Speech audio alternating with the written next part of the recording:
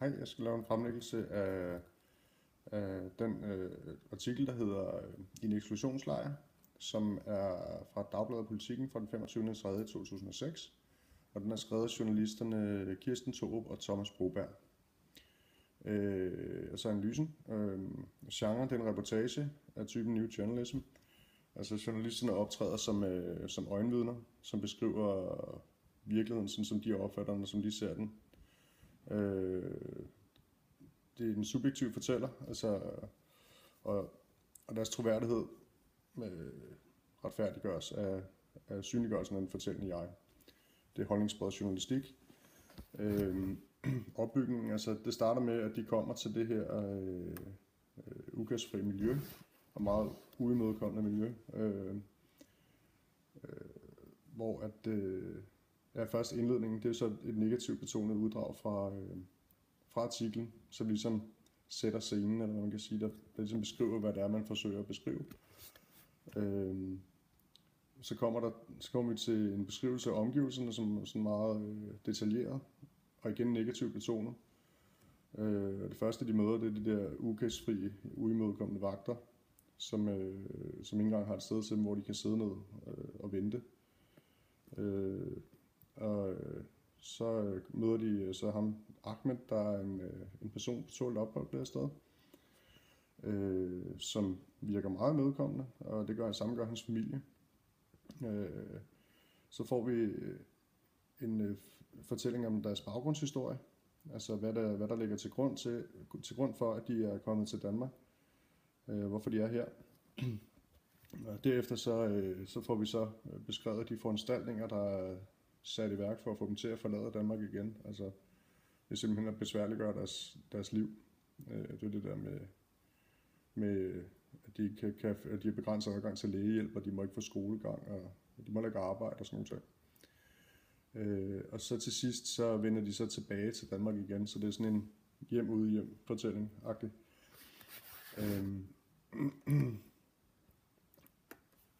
Sproglige virkemidler. Jamen, der er anvendt en del negativt betonede adjektiver, særligt i starten, hvor scenen skal sættes. For eksempel så står der, vi står i bussen en råkold vinterdag i februar, og den gamle sne ligger mellem de nøgne træer. I et militærområde, hvor der var skud, så var eksploderende granater, og portene er en labyrintisk indgang. Altså det er sådan, man får et billede af, at det er meget negativt. Og så bliver der anvendt patos. For eksempel når vi får deres baggrundshistorie, jamen, der taler de til følelserne. Altså man kan sætte sig i deres sted. Og det samme, der er anvendt logos. For eksempel når han siger, at lillebroren har været her i 9 år og taler dansk.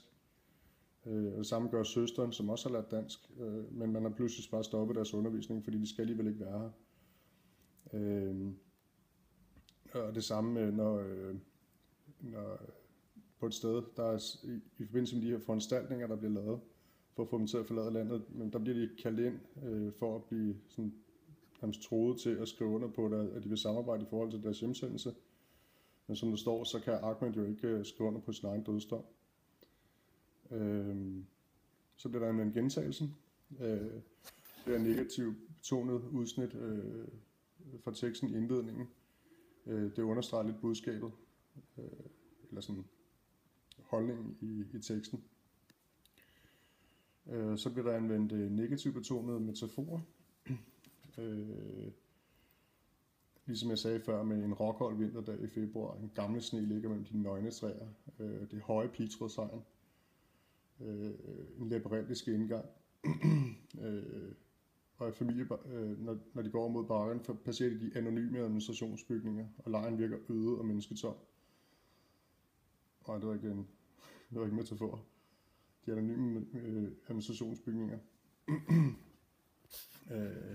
Tekstens virkning, altså det er et forsøg på at påvirke læseren til at indtage en negativ holdning til de forhold, vi byder mennesker på tålt ophold.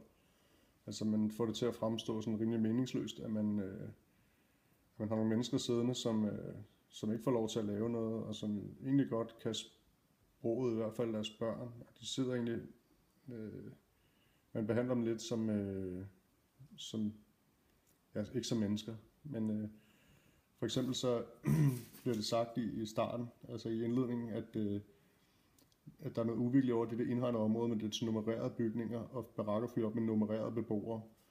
Altså man behandler folk ligesom et nummer, og det kommer også til synes sidst, hvor sådan lidt, hvor de forlader lejren igen. Jamen, der går de hen til portvagten og afleverer fotokopien af deres sygesikringsbevis, der har været omhyggeligt opbevaret i plastikchartek. Det viser lidt igen, at når man er derinde, så bliver man som menneske behandlet bare som et nummer, og ikke som et menneske. Skal jeg svare på, om det er en god artikel? Altså, den er jo ikke objektiv, men den objektive artikel, den findes jo heller ikke rigtigt, som ifølge det, vi har læst, og det giver også meget god mening, at en hver artikel vil være vinklet på en bestemt måde, og det er den her jo i den grad også. Den er velskrevet, men den er måske også lidt overdrevet i sin beskrivelse af omgivelserne. Altså det er jo nok bevidst overdrevet for, at man skal fange budskabet på en bestemt måde. Den er i hvert fald debatskabende, eller den vil i hvert fald få en til at tænke over det, hvis man læser den artikel. Så kan man være enig eller uenig. Det er vel det, en artikel skal. Så jeg vil sige, det er en fin artikel. Hvad kan man mere sige? Ja, det var vist det.